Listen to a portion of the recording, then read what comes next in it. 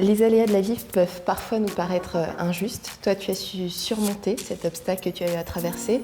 Tu avais un projet de vie qui est resté inchangé malgré tout. Tu t'appelles Juali Birmingham, tu vas nous raconter ton histoire. Merci beaucoup d'avoir accepté notre invitation. Merci à toi.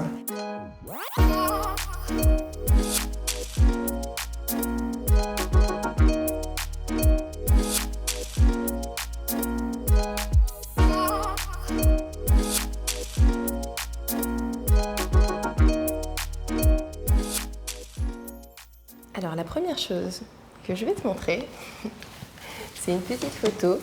Ah, une grande photo. Une grande photo, une petite en taille mais grande en symbolique. Alors qu'est-ce qu'on voit sur cette photo? Est-ce que tu peux nous expliquer un petit peu? Là, c'est celle qui m'a donné la vie. Donc c'est avant tout grâce à elle que je suis là. Et c'est grâce à elle que je suis ce que je suis aujourd'hui, quoi. C'est ma maman. Ta maman. Et là, c'est moi et mes frères. Ouais. Et du coup, c'est avec eux que j'ai grandi, c'est ma famille, c'est mon noyau dur, ma force. Voilà, c'est une source de force pour moi, mes grands frères et petits frères. Quel genre de petite sœur tu étais? Quel genre de petite fille tu étais?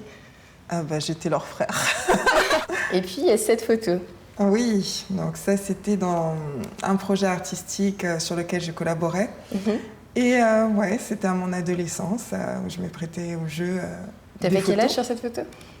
Alors, c'était plus qu'ado, je devais avoir 17 ans. 17 ans. Ouais. On arrive à ce moment où il y a eu cet obstacle dans ton parcours imprévu qui est arrivé soudainement. Ouais. Tu avais 27 ans? Oui, alors c'est survenu en fait une semaine après le décès de mon cher père. Et j'ai commencé à avoir des taches sur le visage. Ensuite, j'avais des douleurs aussi articulaires, mais je ne faisais pas le rapprochement parce qu'entre les taches et tout, et puis le temps de trouver à quoi c'était dû, j'ai eu le temps de tomber enceinte.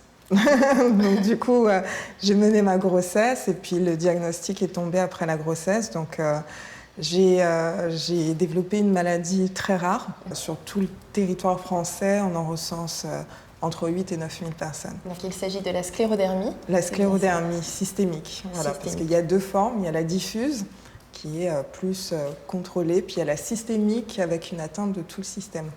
Les 5 premières années, je me suis fait suivre en Guadeloupe, donc au service des maladies tropicales et rares à Pointe-à-Pitre. Et oui, j'ai été très bien prise en charge. Et donc quand on t'annonce cette maladie, ton bébé a combien de semaines, de mois? Il y avait moins d'un mois, parce que quand j'avais déjà fait des recherches avant la grossesse, on a pensé que c'était un champignon, parce que ça se manifestait au départ des taches sur le visage. Moi, tout de suite après avoir accouché, j'ai été voir mon dermato et je lui ai dit, ça y est, rendez-moi ma beauté, quoi, rendez-moi mon visage. Voilà. Et ce qui a été dur, c'est que là, il me disait, oui, mais c'est pas les taches, moi, qui m'inquiètent. Alors qu'à l'époque, j'avais vraiment le visage décoloré, enfin, vraiment dépigmenté. Donc, quand on me dit le truc, moi, qui me dérange, c'est pas le plus important, je me dis, ah, ça doit être chaud. Dans quel état tu es à ce moment-là? Alors, c'est un petit peu bizarre parce que j'étais... forcément, il y a un choc. Mais j'étais tellement concentrée sur mon petit garçon que finalement, quand on m'a expliqué que c'était une maladie rare, avec un traitement lourd, avec de forts risques, parce que les atteintes elles peuvent être multiples. Il y a la peau, effectivement, mais il y a au niveau du cœur, au niveau du poumon, au niveau du système digestif, au niveau des reins. Donc ça, c'est des choses, des organes vitaux. Après, on m'expliquait aussi que il n'y avait pas de traitement, que c'était tellement rare qu'on est dans la recherche, mais que déjà, il n'y avait même pas d'explication scientifique au déclenchement. Mais bon, ça ne m'a pas fait réagir, mais le seul truc qui m'a fait réagir, c'est quand on m'a dit « bon, il faudra arrêter l'allaitement ». Je me suis effondrée. Et j'ai mis du temps, en fait, à réaliser vraiment ce qui m'arrivait. Mais je pense que c'était une volonté de minimiser, en fait, les faits, pour me concentrer sur vraiment l'éducation de mon fils au moment où il en a le plus besoin, quoi. C'est pour moi, avoir un enfant, c'est de maman. Pareil, j'ai tenu à garder une activité professionnelle, donc je me suis vraiment renfermée chez moi et puis j'ai priorisé. Donc un peu de boulot, beaucoup mon petit garçon, voilà. À ce moment, quelles étaient les personnes les plus importantes autour de toi qui t'ont permis de surmonter ces premières épreuves? Là, j'ai eu la chance d'avoir moi plusieurs amis précieux qui m'ont entourée, qui m'ont accompagnée et puis aussi qui m'ont permis de continuer à me sentir comme avant. Parce que j'avais besoin de ça, en fait. J'avais vraiment le visage défiguré, j'avais plus la même mobilité, j'avais aucune, en fait, je vais pas dire, j'avais cessé d'exister, en fait, et je vivais à travers mon fils. Donc c'est vraiment ce qui se passait. Et puis là, c'était mes amis qui étaient là pour me rattacher. Alors à l'époque aussi, j'avais aussi mon mari qui m'a aidé aussi à me faire sentir femme, continuer à me sentir femme. Et la personne la plus importante de ma vie, ma maman. Alors, on voit que tu as été très bien entourée, mais il y a aussi ton entourage professionnel qui t'a fait confiance.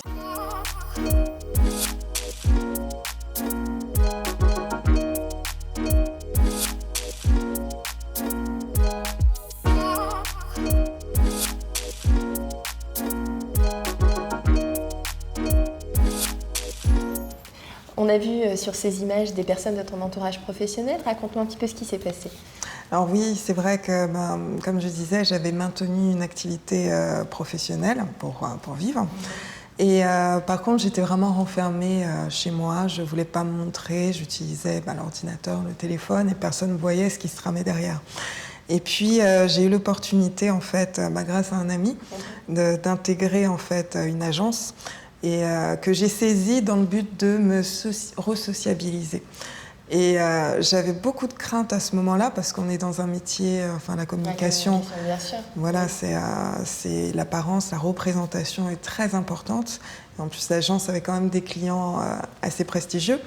Donc j'avais peu de confiance, alors pas tant au niveau professionnel, mais surtout au niveau de la représentation, comment elle est perçue en fait, ma réintroduction, on va dire.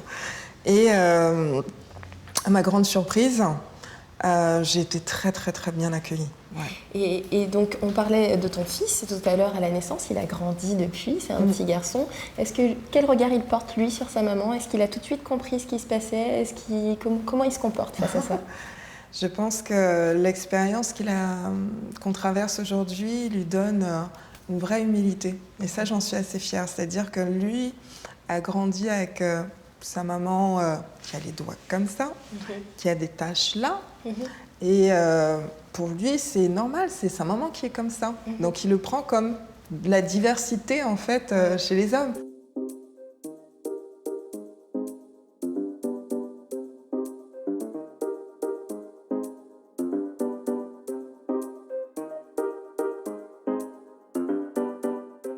Ce qui est plus dur, c'est le monde extérieur. Et moi, j'apprends surtout à mon fils à se protéger de l'extérieur, à rester fidèle à sa vision, à ce qu'il voit, à ce qu'il ressent, à être lui-même. Du coup, c'est pas évident, mais grâce vraiment au soutien de mon entourage, alors que ce soit amis, j'ai 5 amis, vraiment mon noyau dur, qui prennent de mes nouvelles tout le temps, qui me donnent, c'est ma source de force. Ce sont les 5 marraines spirituelles de mon fils. Ouais. Donc j'ai un souci, je les appelle. Il y a le père aussi qui est présent, qui aide, et ma mère aussi, elle est là sur toutes les activités. Voilà, donc on arrive à gérer, à s'organiser comme ça. Justement, tu les as bien introduites, tes amies. Ouais. Elles ont tenu à te faire une petite surprise. C'est vrai. Oui. Ça ne m'étonne pas. On sait que tu es une amie sur laquelle on peut compter tout le temps, en toute heure. Une femme battante et surtout une talentueuse artiste. Un modèle de maman dans toutes les circonstances. Et on sait que vraiment, tu nous le rends bien. Donc on voulait te dire à quel point on t'aime. Bye bye. Notre super kiff, c'était vraiment la musique, les sound systems. Et voilà, donc Juju, à vie, on est là avec toi, on t'aime, on aime ton énergie, on aime ta persévérance, on aime ton ambition. Ou pas qu'elle a dit à rien, sœur. Donc voilà, on est là avec toi, là, quand t'es quand. Go, bisous, Juju. Je t'aime. Donc on ne parle pas trop. Ouais, des yeux. Yeah. Big up. Ah ben voilà, quand je parle de nourriture spirituelle, et toutes celles qui sont là, ça fait plus de 10 ans, si même 15 ans qu'on est ensemble. Et c'est beau quand des adultes, entre femmes, on arrive à se dire qu'on s'aime, ça veut dire qu'on pèse vraiment notre mot, quoi. Tu continues à vivre, on le voit, des voyages, des sound systems, et puis tu as repris depuis peu le basket aussi. Oui.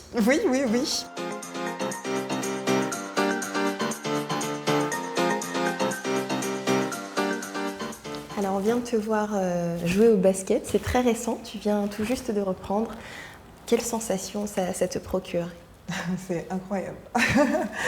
C'est mon nouveau challenge de l'année, de reprendre ce sport qui m'était cher et que malheureusement je pensais ne plus pouvoir jouer du tout, enfin vu la rétractation de mes doigts.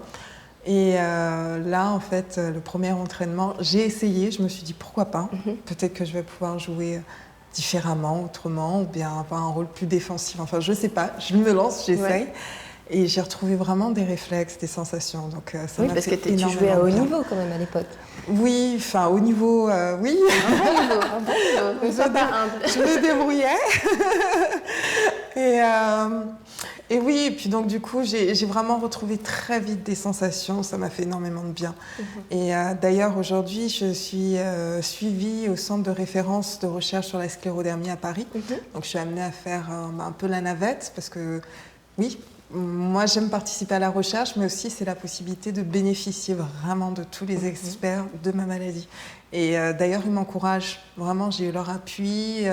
Ils m'ont pu faire des orthèses spécialisées aussi pour me protéger des chocs. Et donc voilà. En tout cas, merci beaucoup. Merci vraiment d'avoir partagé ce moment avec moi, de nous avoir donné ta force et ton énergie, le temps d'un instant. Merci à toi.